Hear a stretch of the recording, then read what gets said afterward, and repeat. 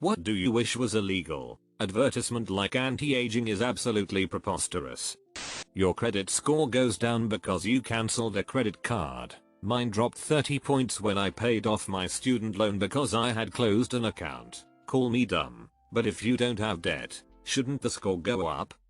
Printer ink being ridiculously expensive for no reason, and having proprietary chips on the ink cartridges that forces you to either cut out the chip to place it into a much cheaper solution or forking out $100 plus more for the actually ink. I hate HP for this. Bar laser printer. Here's my oft-told tale of woe. School got out so my kids no longer had homework to print. A month or so later we needed to print a document. Our Kodak inkjet printer not only refused to print but said we needed to buy a new 90 print head because the old one had gummed up. Because we'd gone too long without printing, I went to the local office supply store and bought a Brother laser printer. It scans, it copies, it uses Wi-Fi, and most importantly it just works. About twice a year when we need to print something I go and get it out of my garage and bring it into the house. Set it on the kitchen counter, plug it in, and print to it. It works great, even remembers my Wi-Fi settings, SSID and password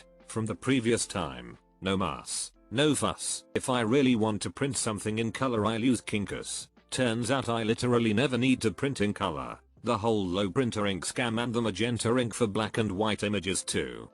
Hi, I'm X. We're trying to reach you regarding your car's extended warranty. Must be one extended A warranty. Still getting calls about it daily and I haven't owned a car in 8 years. I'm sure they would gladly extend your A warranty for a small sum of $2,100 Google Play cards. Online adverts featuring large click here to download buttons next to the actual download link, which is generally much smaller. Public Origin usually handles those pretty well. The good thing is that there's like 3 different versions of those in total, and once you've seen them, you can avoid them. At this point I don't even notice them anymore. I'm pretty good at telling the difference, but it's really hard to put it into words and explain to someone like my father. He always clicks the fake one.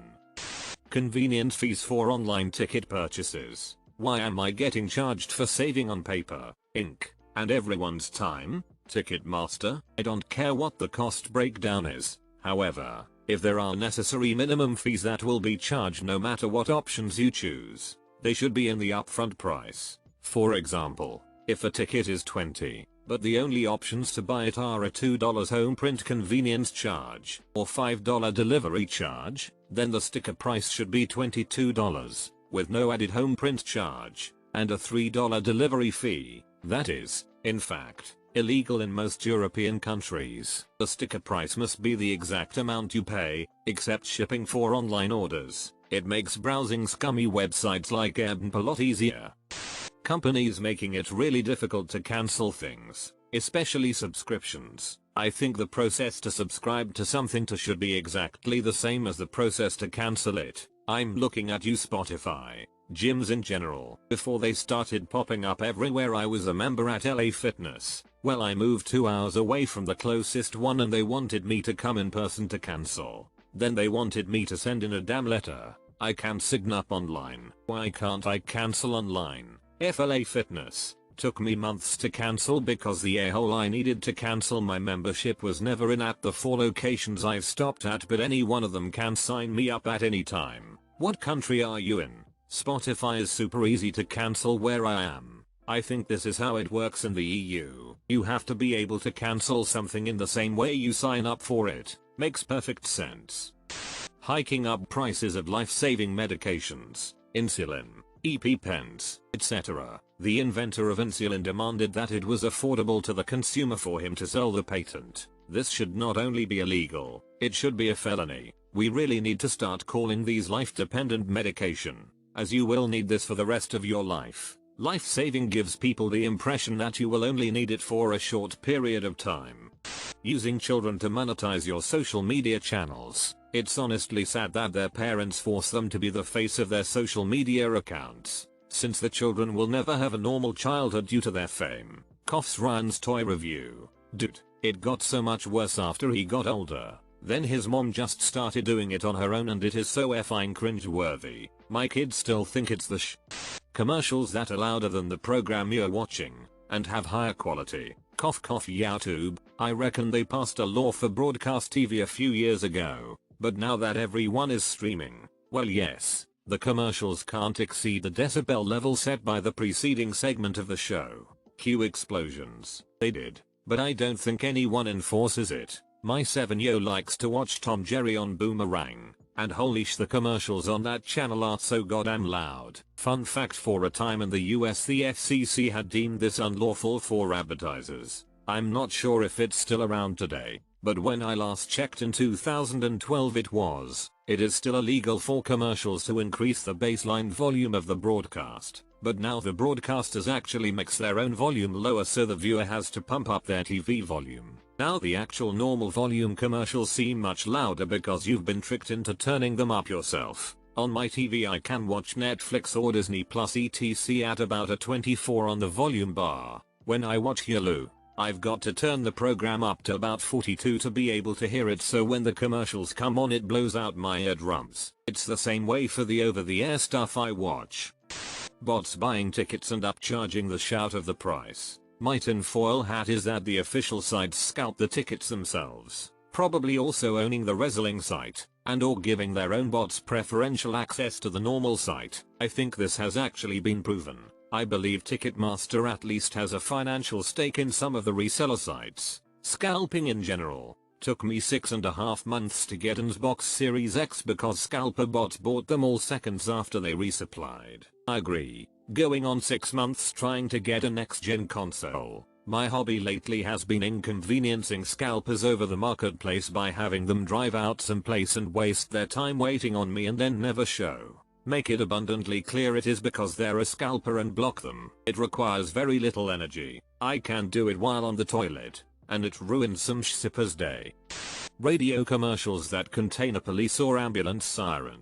Music as well, or content that contains car horns. Desensitizing people to warning symbols is never a good thing. God, me in the room is got gotten by a car horn one the other day. Just a commercial with someone slamming on a horn and everyone in the car jerked and looked around. Spam emails. We don't want that crap, and you shouldn't have our email addresses anyways, so screw right off. Not only that, but the daily effing emails from stores. I recently shopped at Old Navy and signed up for deals. Big effing mistake. Send me one a week, like Costco does, and I'll more than likely shop there more often.